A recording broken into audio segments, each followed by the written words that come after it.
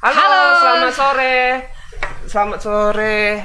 Selamat Kakak sore aja pembukaan. Tribuners. Pada hari ini di hari Kamis tanggal berapa? 20 tadi ada perdebatan 21. dengan Truli 21 atau 22 sih? 22. Perdebatan tanggal karena kan ini sudah detik mau menjelang Akhir akhir bulan, maksudnya, bukan iya. yang lain-lain ya. Kalaupun yang lain-lain Tribuners mengartikan ya nggak masalah juga lah ya. Tapi hari ini yang pasti Kamis 21 Juli 2022.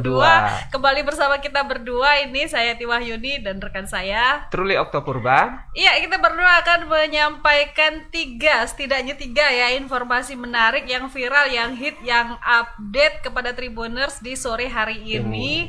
Dan tentu saja lengkap Iya. Bukan hanya informasi tapi juga ada lengkap dengan videonya dan ada wawancara juga dengan reporternya. Dan juga berita-beritanya pasti membuat berdebar-debar ya tiga ini.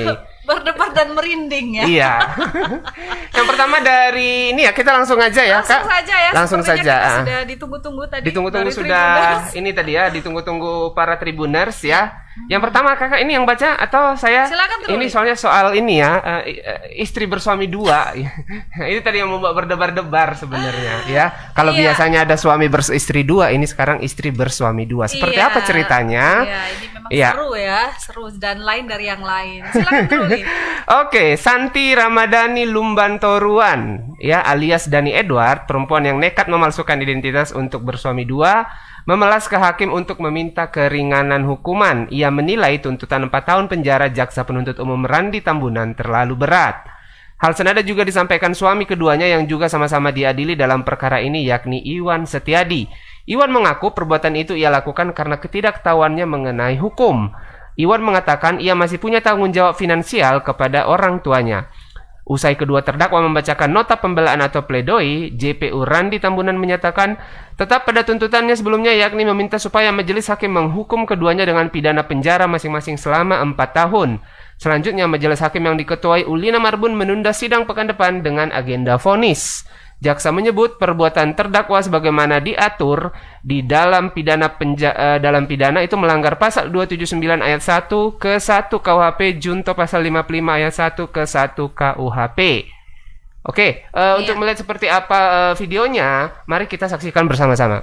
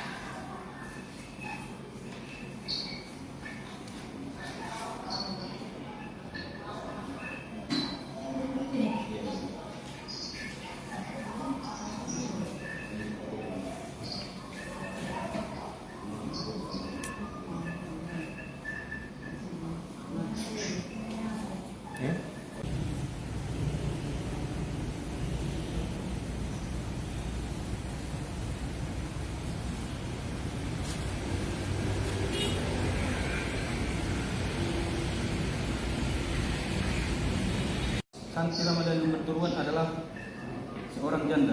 Bahwa identitas saksi Santi Ramadhani Lumbantoruan dan Edward pada saat melakukan pernikahan terdakwa adalah Dani Edward, dan pada saat menikah dengan saksi sahabat menantu Tumpul adalah Santi Ramadhani Lumbantoruan. Bahwa berdasarkan Pak tahun tersebut di atas dan berdasarkan keterangan saksi dan perkara ini telah ditemukan bukti-bukti yang menerangkan bahwa tidak terdapat kesalahan dalam diri terdakwa pada saat melakukan pernikahan dengan Dani Edward atau bahwa dalam proses pemeriksaan tanggapan terdakwa terhadap fakta persidangan dalam proses perkara ini adalah sebagai berikut.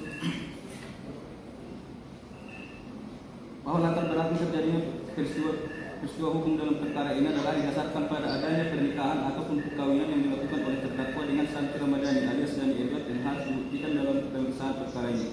Bahwa berdasarkan fakta yang terungkap dalam pemeriksaan perkara ini, keterangan-keterangan yang diberikan oleh saksi sahabat Tumpul dan terdakwa maupun oleh saksi-saksi yang lainnya harus dijadikan sebagai tolak ukur dalam mencari fakta-fakta hukum untuk dijadikan sebagai acuan untuk mencari hari keadilan sebagaimana keterangan saksi Sabar Menanti Sitompul dengan saksi lainnya sangat memberikan tujuan perbuatan yang dilakukan oleh pelaku tindak pidana dalam perkara ini yang tujuannya kepada siapa seharusnya dimintakan pertanggungjawaban pidana atas adanya peristiwa hukum sebagaimana dalam perkara ini. Bahwa ada fakta-fakta hukum yang terungkap dalam proses pemeriksaan perkara ini adalah sebagai berikut. Bahwa dari keterangan Sabar Menanti Sitompul terungkap fakta hukum dalam proses pemeriksaan perkara ini, yaitu bahwa saksi Santi Ramadhani Lumbantoruan alias Dani Edward mempunyai sifat yang tidak jujur, bohong, dan memiliki kebiasaan buruk menjalin hubungan dengan pria lain dan sering tidak pulang ke rumah tempat tinggal bersama dengan saksi Sabar Menanti Sitompul. Bahwa saksi Santi Ramadhani Lumbantoruan alias Dani Edward mengganti namanya pada saat melangsungkan pernikahan dengan terdakwa yang dahulunya Santi Ramadhani Lumbantoruan menjadi Dani Edward, dan sesuai dengan bukti surat yang diajukan terdakwa dalam perkara ini kami penerbitan yang dikirim dengan tanda P2 dan P3, maka telah menjadi bukti petunjuk bahwasanya saksi Santi Ramadhani Lumbantoruan alias Dani Edward pada saat menikah dengan terdakwa dengan saksi Sabar Menanti Sitompul mempunyai dua identitas yang berbeda. Saksi dan sifat sebagaimana yang Iya, itu tadi ya dari Pengadilan Negeri Medan, sidang nota pembelaannya dari terdakwa kasus suami seorang istri yang bersuami dua orang. Dan pada sore hari ini tentu saja kita sudah terhubung dengan reporter yang ada di pengadilan tadi untuk meliput dengan Gita. Ya. Iya, Gita. Selamat sore, Gita. Ya, selamat sore Bang Truli dan Kak Eti di studio. Iya. Gita, mungkin barangkali bisa dijelaskan dulu pertama sekali ini kan biar nanti Tribuners tidak bingung ya, barangkali ada bertanya-tanya juga, ini pasal 279 ini kira-kira pasal apakah? Apa termasuk penipuan atau apa ya gitu ya? Penipuan yang dilakukan oleh si istri gitu. Ya, Bang Truli, terkait pasal yang diajukan oleh Jaksa Penuntut Umum dari Kejari Medan itu terkait dengan pemalsuan surat-surat yang mana memang kedua terdakwa ini yakni Santi dan Idwan ini memang didakwakan jaksa melanggar pasal tersebut karena keduanya didakwakan melakukan pemalsuan identitas berupa KTP maupun membuat identitas palsu yakni status perawan dan perjaka. Sementara fakta yang terungkap di persidangan bahwa memang kedua terdakwa ini statusnya bukan perawan dan perjaka, melainkan seorang istri yang mempunyai suami dan anak, sementara terdakwa Iwan sendiri statusnya sebagai duda yang memiliki 2 orang anak. Oke, jadi yang melaporkan yang melaporkan siapa ini pertama sekali? Yang melaporkan kasus ini adalah saksi korban suami pertamanya Santi Lumbantoruan bernama Sabar Menanti Sitompul. Sabar Menanti Sitompul ini merupakan seorang pengusaha kontraktor asal Medan yang merasa keberatan atas perbuatan istrinya ini karena memang disebutkan juga dalam dakwaan jaksa bahwa Sabar ini mengetahui bahwa Santi ini mempunyai 2 suami pada Januari 2022 lalu, dan dia pun akhirnya pergi ke Bojonggede untuk menghimpun untuk mendapatkan informasi ataupun data-data dari Disduk Capil Bojonggede, sebab kedua terdakwa ini mendaftarkan pernikahannya di Dukcapil Bojonggede, dan dari informasi ataupun data-data yang dihimpun oleh saksi korban Sabar Menanti Sitompul, maka ia pun melaporkan perbuatan kedua terdakwa ini ke aparat kepolisian, Bang. Oke. Tapi ini TKP-nya di Bojonggede ya? Iya, Bojonggede itu di mana ya? Jawa Barat ya? Kalau TKP-nya sendiri ini kan karena prosesnya di Medan ya. Karena ini melibatkan bukan wilayah Sumatera Utara itu ya? Oh bukan, maksudnya pernikahannya itu dicatatkan di Bojonggede. Iya, dokumennya kan dari luar. Iya, kenapa disidangkan di Medan ya? Gitu. Itu bagaimana proses bisa seperti itu? Gitu? Karena identitas yang ada di Bojonggede itu merupakan identitas palsu yang dirangkai oleh terdakwa Santi dan terdakwa Iwan ini agar mereka bisa menikah secara resmi dan tercatat di negara, padahal identitas mereka yang sebenarnya itu memang berada di Medan, dan sehingga mereka berdua pun diadili di Pengadilan Negeri Medan, Bang Truli dan Kak Eti. Untuk saksi-saksinya sendiri kita bagaimana? Ini kan sidang sudah merupakan nota pembelaan ya. Betul. Berarti kan sebelumnya sudah ada sidang-sidang, mungkin ada pengungkapan hal lain di luar sidang yang sekarang ini kita.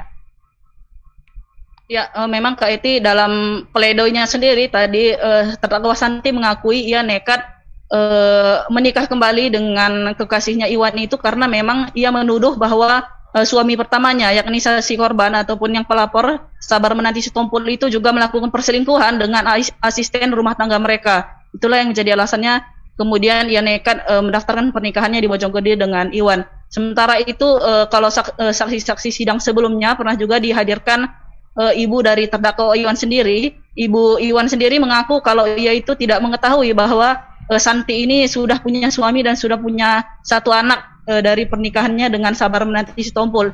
Ia mengaku kalau selama ini terdakwa Santi itu mengenalkannya dengan seorang ibu palsu begitu, bukan ibu Santi yang sebenarnya, karena memang di persidangan terungkap bahwa ibu kandung Santi ini sudah meninggal. Jadi yang selama ini ia perkenalkan ibu kandungnya yang ia perkenalkan kepada mertuanya itu adalah ibu palsu ataupun ibu bayaran, seperti itu yang diungkapkan oleh ibu terdakwa Iwan. Di persidangan ibu terdakwa Iwan juga sempat menangis di hadapan majelis hakim karena ia mengaku merasa malu dengan keluarga besar dan merasa tertipu atas perbuatan terdakwa Santi yang awalnya mengaku berstatus sebagai janda kepada mertuanya itu. Demikian Kak Iti. Untuk Santi sendiri ini pernikahan yang keberapa Gita? Kalau di persidangan terdakwa Santi ini pernah satu kali menikah secara sirih, tidak tercatat di negara, dan pernikahan keduanya ini dengan Sabar Menanti Sitompul, saksi korban ataupun pelapor, dan yang ketiga ini dengan terdakwa Iwan yang saat ini sama-sama diadili di Pengadilan Negeri Medan. Berarti ini adalah pernikahan yang ketiga ya? Yang pertama ya, siri, yang kedua tercatat di negara ya, catatan sipil, dan ini yang ketiga ya. Gita, sebelum dia menikah dengan Iwan, apakah ada upaya dari Santi ini untuk melakukan gugatan cerai ke suami sebelumnya, Sabar Menanti? Ya, kalau itu memang tidak ada gugatan cerai yang dilakukan terdakwa Santi, karena memang mereka ini menikah secara diam-diam tanpa sepengetahuan ataupun persetujuan dari saksi korban Sabar Menanti Sitompul sendiri. Sabar sendiri mengetahui bahwa Santi sudah menikah lagi dengan Iwan pada Januari 2022 lalu. Baru ia kemudian mencari informasi di Bojonggede dan mendapatkan informasi-informasi tersebut sebagai alat bukti untuk melaporkan terdakwa Santi dan Iwan ke pihak kepolisian. Jadi memang pernikahan keduanya ini dilakukan secara sembunyi-sembunyi, demikian Kak Eti. Artinya memang selama ini hubungan antara Santi dan Sabar Menanti ini baik-baik saja ya? Kalau terungkap di persidangan memang hubungan keduanya ini sama sekali tidak harmonis ya. Di persidangan Sabar mengaku kalau Santi ini sering berpacaran begitu dengan berbagai lelaki, katanya begitu menurut dia di persidangan, dan dia juga menuding bahwa terdakwa Santi ini sering keluar malam begitu dan kerap meminta sejumlah uang kepada Sabar Menanti Sitompul itu Kak Eti. Kemudian kita sebelum akhirnya Sabar Menanti tahu bahwa Santi itu menikah lagi dengan pria lain, apakah ada misalnya memberi nafkah juga kepada si Santi ini dari Sabar atau bagaimana? Ya, kalau ini ada dua versi yang terungkap di persidangan. Kalau si Santi sendiri mengaku tidak dinafkahi secara baik oleh saksi korban Sabar Menanti Sitompul, sementara si Sabar sendiri mengaku memberikan uang puluhan juta per bulannya kepada Santi sebagai ibu rumah tangga, katanya begitu. Oh, jadi ada dua versi ya, masing-masing membuat pengakuan yang berbeda. Baik Gita, ini berarti tinggal nunggu vonis pekan depan ya Gita ya? Ya, majelis hakim tadi menunda sidang minggu depan dengan agenda vonis. Vonis ya, oke, baik. Terus ada lagi ya? Terima kasih Gita laporannya. Kita tunggu laporan-laporan berikutnya ya. Selamat sore, selamat bertugas kembali. Ya, selamat sore. Ya lumayan agak menarik sebenarnya ya kasusnya gitu ya. Dan unik dan mungkin ini jarang terjadi juga. Sebetulnya barangkali bukan jarang terjadi terus. Hanya kebanyakan orang mungkin lebih membiarkan gitu ya. Karena kan ini memang menyangkut pemalsuan dokumen ya tadi ya yang disebutkan tadi. Pasalnya adalah pasal pemalsuan dokumen. Jadi mungkin banyak juga kasus-kasus seperti ini tapi tidak terungkap bahkan tidak sampai berproses ke Pengadilan. pengadilan ya. Iya, mungkin Dan perceraian. masing-masing Ya. iya masing-masing pihak lebih memilih sudahlah gitu, tidak mau memperpanjang. Biasanya yang menjadi korban seperti itu dengan pertimbangan anak segala macam, keluarga dan lain-lain. Baik, Tribuners, setelah kita tadi laporan pertama dari Pengadilan Negeri Medan, kita akan lanjut ke laporan berikutnya. Kali ini terkait dengan Ada videonya juga. Hmm? Kecelakaan Kecelakaan. bus PMH dengan truk. Iya, Tribuners, ini agak sedikit merepotkan. Kali ini sebuah berita tentang bus PMH yang ringsek usai dihantam truk bermuatan sembako di Jalinsum Asahan. Tepatnya di depan Hotel Megasari Kisaran Kabupaten Asahan pada tadi pagi subuh. Dalam kejadian tersebut diduga bus hendak mendahului kendaraan yang berada di depannya, namun tidak berhasil sehingga menabrak truk bermuatan sembako. Lina, salah seorang penumpang, mengaku bus PMH yang ditumpanginya tersebut datang dari arah Dumai menuju kota Medan. Lina mengaku saat terjadinya kecelakaan, ia sedang tertidur pulas dan terkejut tiba-tiba terdengar suara dentuman keras. Lina mengaku ada penumpang yang mengalami luka-luka atas kejadian tersebut, namun ia tidak dapat memastikan berapa jumlah penumpang yang mengalami luka. Sementara saat ini korban dari kecelakaan tersebut telah dirawat di Rumah Sakit Wirahusada Kisaran. Baik, Truli dan Tribuners, kita saksikan video kecelakaan yang berada di Asahan. Berikut ini videonya.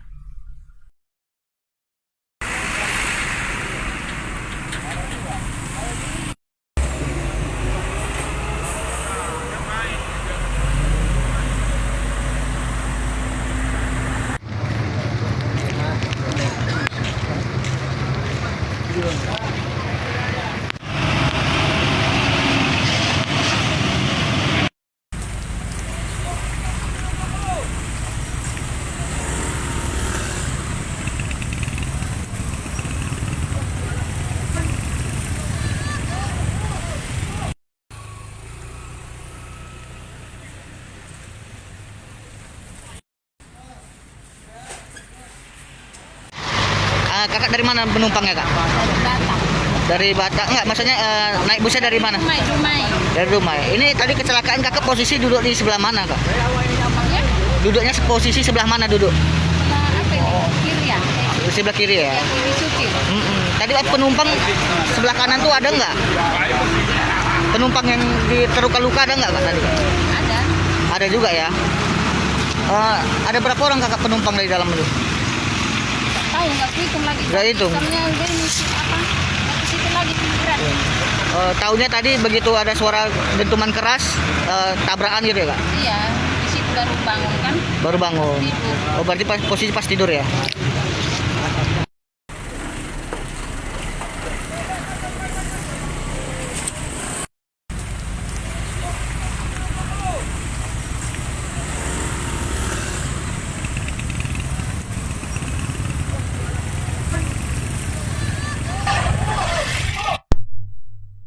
Ya, terima kasih kiriman videonya ya. Itu tadi apa nih ya? Kayaknya kiriman dari ini ya, dari netizen nih ya. Iya, tapi ada. Tapi sudah didukung dengan liputan dari reporter Iya. Tribun di lapangan ya. Baik, kita sudah terhubung dengan reporter Tribun di lapangan, Alif. Selamat sore, Alif. Iya, selamat sore Bang Truli, selamat sore Kak Eti, selamat sore Medan. Kok nggak ada gambarnya, Gambarnya ya? nggak ada ya? Padahal kami kan rindu dengan Alif Iya, yang ganteng gambarnya nggak itu. kelihatan. Mungkin ada ini tadi katanya, kayaknya kurang ini ya. Kurang fokus ini Kurang kayaknya. fokus. Gara-gara Karena mau gajian bentar lagi. Alif, bagaimana kejadiannya? Iya. Mungkin ini follow up kayaknya ya. Iya, beritanya follow up ya. Itu Sepertinya sudah- ini kan langsung dari keterangan salah satu penumpang. Penumpang. Nah, barangkali kejadian kecelakaan tadi subuh sudah ada berita sebelumnya ya, karena Iya. ini running terus ya. Alif, bisa diceritakan gimana kronologis kejadian kecelakaan? Iya, terima kasih Kak Eti, terima kasih Bang Truli. Tadi sempat saya konfirmasi kepada warga, di mana warga yang melihat kejadian tersebut mengaku bus PMA yang berjalan dari Rantau Prapat menuju Medan hendak mendahului kendaraan yang di depannya, Kak. Namun diduga akibat tidak dapat memotong sehingga ada bus truk bermuatan sembako di depannya langsung menghantam Kak pada bagian kanan bus. Nah, saat itu bus menghantam bagian bak mobil truk yang mengakibatkan bus rock sampai ke tengah Kak gitu. Untuk saat ini tadi saya sempat konfirmasi kepada pihak kepolisian bahwasanya update terbarunya supir bus bernama Ferdinand telah meninggal dunia Kak saat dirawat di rumah sakit dan 7 orang korban lainnya mengalami luka-luka Kak. Gitu Kak Eti. Jadi iya, lumayan ya korbannya. iya. Tapi kalau dari kondisi truk tadi ya, kok bisa sampai itu memang akibat kecelakaan yang sampai betul-betul ringsek tadi ya? Kalau dari videonya tadi Alif. Ya Kak, bener Kak. Itu akibat kecelakaan ya, di mana bus yang PMH tersebut menghantam bagian bak belakang mobil Kak. Jadi samping bus itu mengikut Kak atau ketarik oleh bak truk itu Kak gitu, sehingga kroak hingga terbuka Kak gitu. Iya, terbuka ya, dinding-dindingnya itu sampai kayaknya pecah mungkin ya kacanya ya.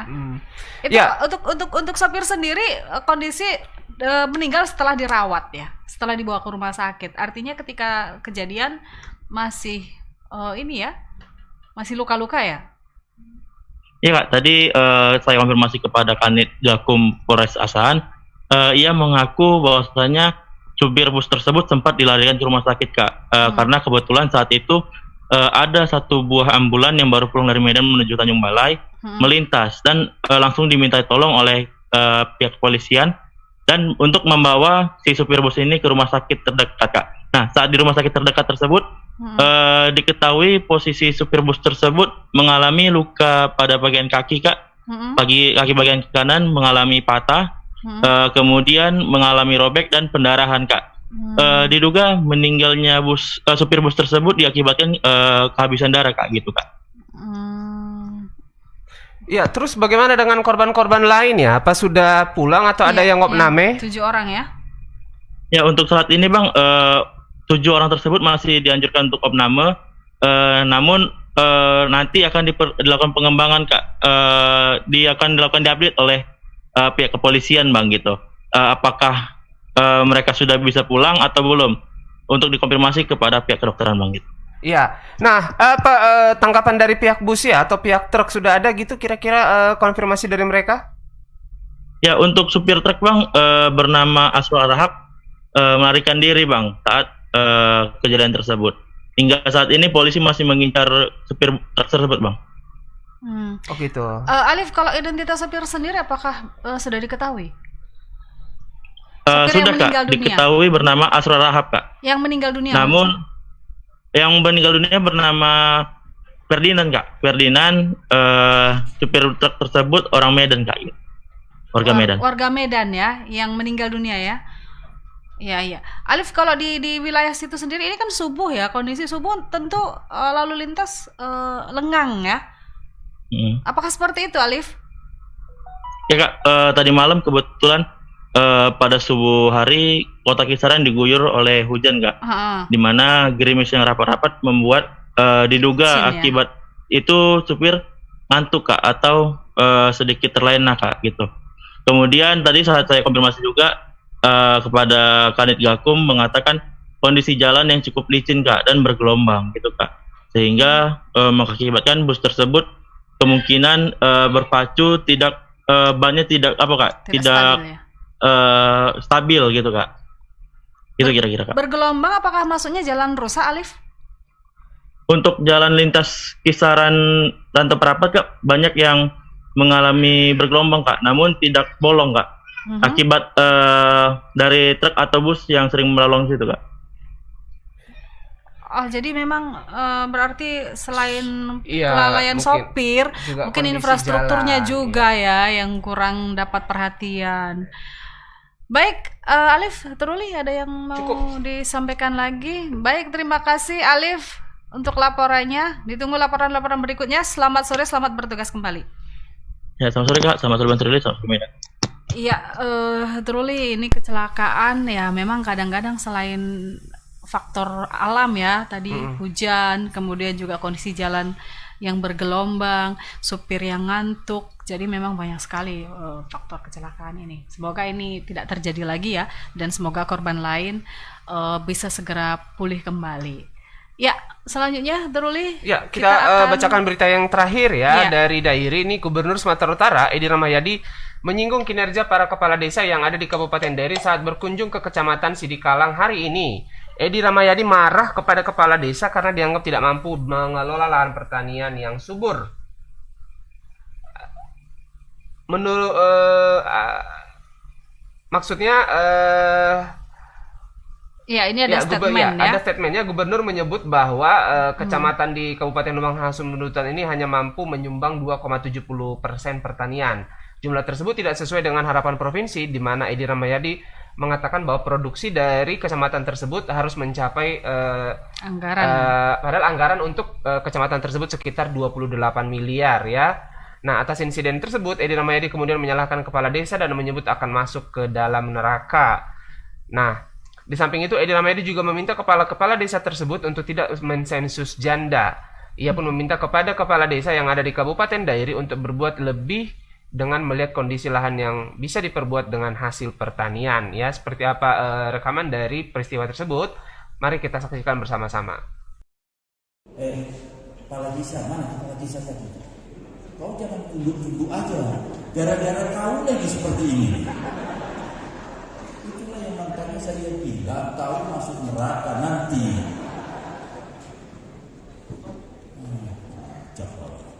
Sejago-jagonya bupati ini, kalau kau hanya mensensus-sensus janda saja, sensus-sensus janda saja, tak bisa apa-apa di bupati. Berbuat kau. Apa tanah kau yang bisa dibikin? Kau lihat, duit ada. Masa asyik bintek aja kau? Ada yang daerah pegunungan mengajukan bintek. Habis itu ke saya. Kemana kau? Ke Bali. Hah? Kau orang gunung. Mau kau lihat di mana di Bali?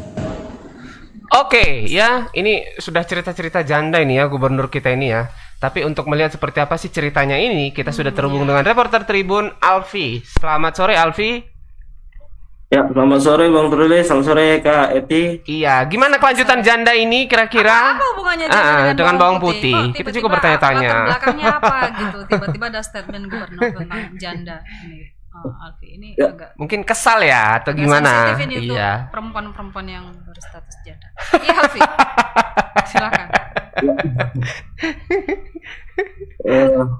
Mungkin bisa saya jelaskan sedikit ya ke Bang Truli dan Kak Eti, di mana Edi Rahmayadi yang hadir ke Kabupaten Dairi ini sebenarnya merasa kesal karena ia menilai Kabupaten Dairi ini merupakan daerah ataupun tempat yang sebenarnya cocok sekali digunakan untuk sebagai produksi bawang putih. Akan tetapi sampai menurut riset data yang tadi ditunjukkan oleh Edi Rahmayadi kepada para ASN itu menunjukkan tidak ada sedikit pun produksi bawang putih yang bisa diberikan oleh Kabupaten Dairi untuk menambah pendapatan provinsi gitu Bang.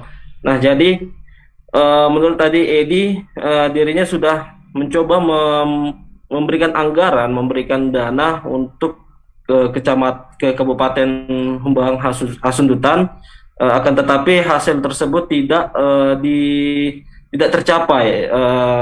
Jadi sekitar 28 miliar itu sudah digelontorkan dana, akan tetapi pemerintah dari Sumatera Utara sendiri masih mengekspor ataupun masih meminta suplai bawang putih ke daerah-daerah yang ada di Indonesia, gitu Bang.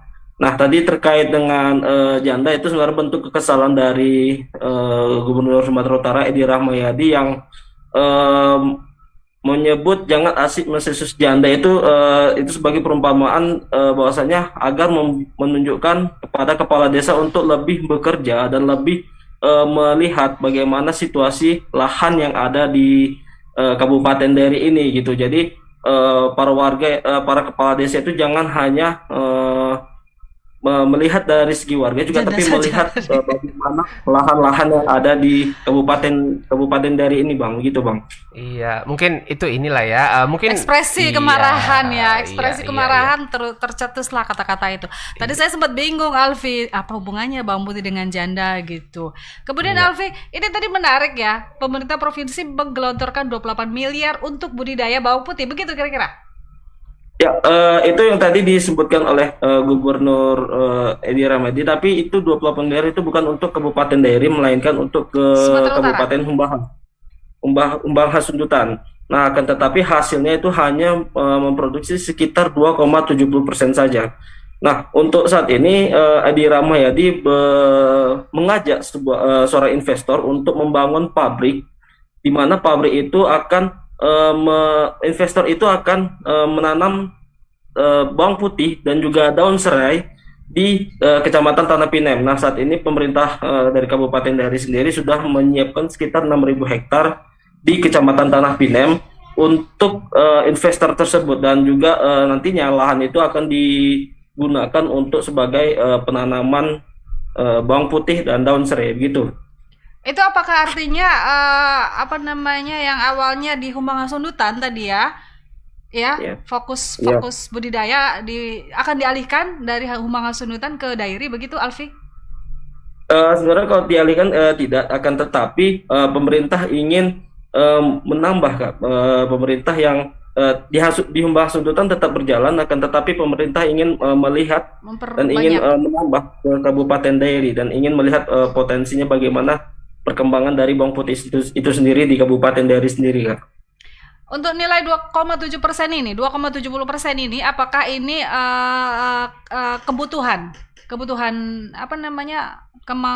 kemampuan dari Humbang Hasundutan mensuplai kebutuhan bawang putih secara provinsi, begitu kira-kira? Atau ini PAD nih, terkait PAD?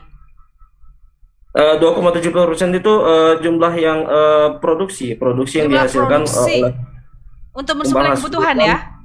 Untuk memenuhi kebutuhan yang ada di Sumatera Utara sendiri, Kak. Sumatera Utara. Baik, memang bawang putih ini dari dulu terkenal bahwa kita sangat banyak mengimpor dari India terutama ya, India dan negara-negara lain. Kita masih sangat defisit untuk kebutuhan bawang putih Sumatera Utara. Baik, Alfi. Itu saja? Iya. Terima kasih informasinya. Semoga kita, karena ini judulnya janda, jadi agak-agak gagal fokus kita ya. Rupanya isinya adalah bagaimana menggenjot produksi bawang putih dengan fokus sentra produksi yang ada di Kabupaten Dairi. Begitu ya, Alfi ya? Ya, iya Kak. Terima kasih Alfi, laporannya Alfi. Ya, terima kasih Kak. Iya, selamat sore ya, selamat bertugas kembali dan tetap semangat.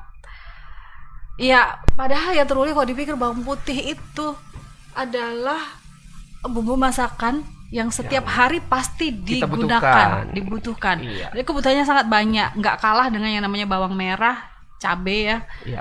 Tapi memang ketergantungan kita ke produksi ya terhadap bawang putih ini memang sangat tinggi ya, sama juga dengan kedelai ya. Memang pertanian kita memang masih belum maksimal masih lahan yang ada gitu. Iya, masih membutuhkan dari daerah lain dan negara lain ya tentu ya.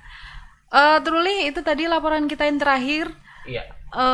Sebelum closing mungkin ada yang mau disampaikan lagi. Ya, mudah-mudahan informasi yang kita hadirkan ini bisa bermanfaat untuk Tribuners sekalian ya. Iya, dan hari ini biasanya kita banyak kriminal ya. Iya. Tapi hari ini kita lebih kita agak beragam ya, dari mulai pengadilan, kemudian ada kecelakaan peristiwa, ini ada masalah pertanian ya. Iya. Tentu saja ke depan kita makin akan memberagamkan ya informasi yang kita sajikan kepada Tribuners. Dan demikian dulu selamat sore Medan kita dari Studio Mini Tribun Medan. Terima kasih untuk atensinya. Sampai jumpa kembali pekan depan. Kali ini saya Iti Wayuni pamit dan rekan saya Truly Okto, kita jumpa minggu depan dan selamat sore. Sampai jumpa, bye-bye.